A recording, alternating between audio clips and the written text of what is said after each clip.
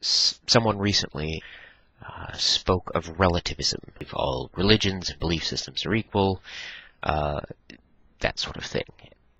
And it was stated with a great deal of disdain.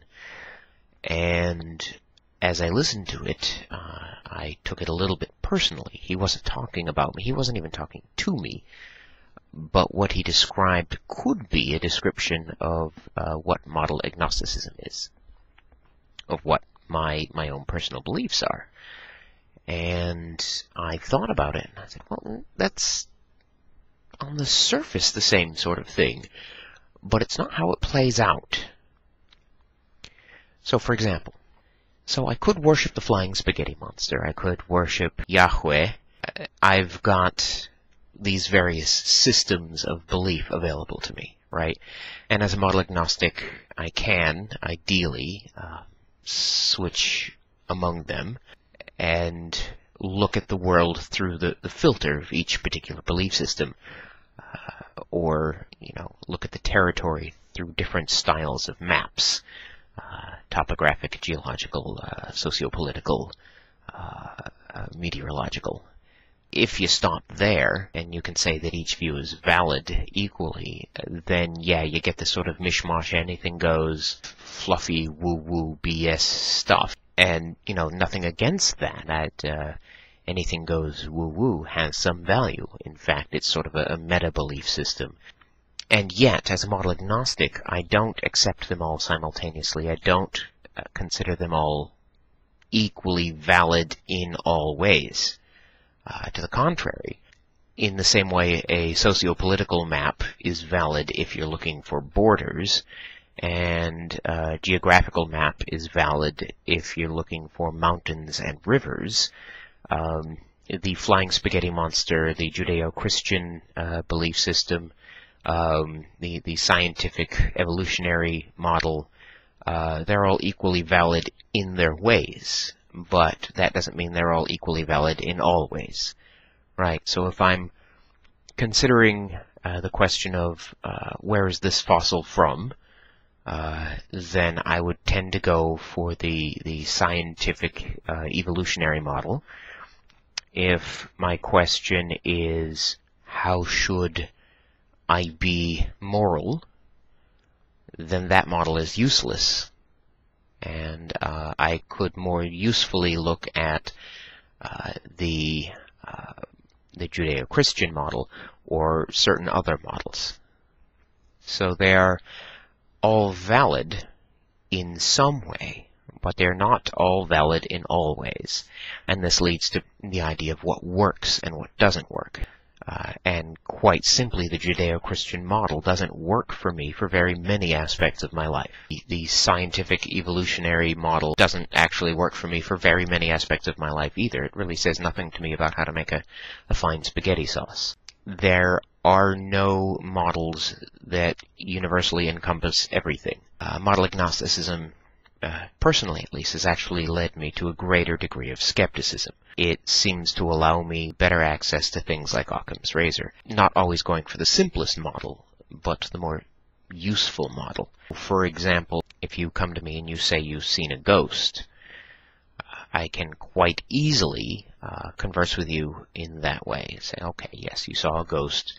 What does that mean to you? Which model of ghosts are we working from? The idea that there's an actual, this is the guy that died, this is his consciousness taking a physical or at least a visual form, hanging out in the corner of the room, actually self-aware. Is it the model where certain people and events leave sort of a psychic imprint and what you're looking at is more like a recording or an echo? Is it the model where demons from hell occasionally take the pleasing form of loved ones in order to tempt us into damnation? There are probably other models. So even saying, yeah, I saw a ghost, which flavor of ghost? What does that understanding do for you? I suspect my own beliefs make it harder for me to see ghosts.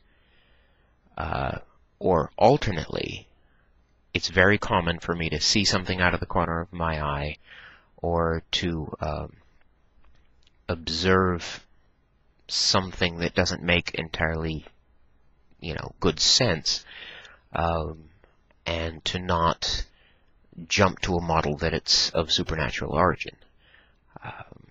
I personally believe in the possibility of supernatural, say, ghosts and spirits and gods and whatever hoo-ha. Yeah, most of the time, if pressed, I will say that there is some possibility that I'm not going to deny that there's a lot of practical use in models that include that. And I, for one, would love to see a ghost or a UFO or a fairy or a pink laser beam. Haven't.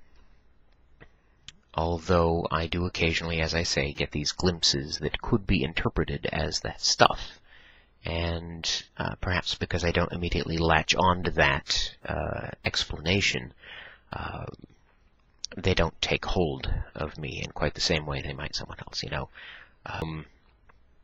I get signals, right? We don't actually know what's out there. We just know what our brain perceives as out there based on, one must assume, the signals from the sensory organs, which in turn is based on, we must assume, photons and sound waves actually generated by things outside of ourselves. And we make various assumptions based on that. We create a world model based on that, and it works well enough for us to know whether we can sit on a chair or not and to keep us from bumping into things. While model agnosticism allows me to have this sort of fun, it also tends to lead toward this pragmatism. I can see through these different models, but which one works for me? Which one keeps me from walking into walls, right? And in this case, it's the more conventional one. MA, if I may start abbreviating, can lead to actually a fairly more skeptical view of the world. People tell me things all the time. I see auras. I commune with gods. There's such a thing as Reiki and astrology. And in many ways, these worldviews are practical for these people that hold them. They serve some purpose, or they simply wouldn't hold them. Mankind tends to not do things that don't have some motive. There's no payoff if it's not doing something for you.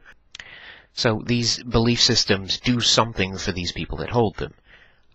And with the rather commonly understood placebo effect, which please don't denigrate. It's useful if you can tap into it on purpose. The idea, for example, that Reiki works allows Reiki to work, right? Just as purportedly a belief in voodoo dolls allows voodoo to work, right? The placebo effect, which is actually the model I'm looking at here. I don't actively believe or disbelieve Reiki. I think that's definitely in the realm of I'm unsure. I don't know if the it works versus the it doesn't work model works better for me. It's going to depend a lot on whether on that particular day or moment I'm looking at scientifically measurable things versus experiential, subjective things. But the belief works for the person who holds the belief. The belief that such a thing is impossible works in some way for the person who holds that belief. I think both beliefs really shouldn't be nailed down and written in stone. It's my belief, and that works for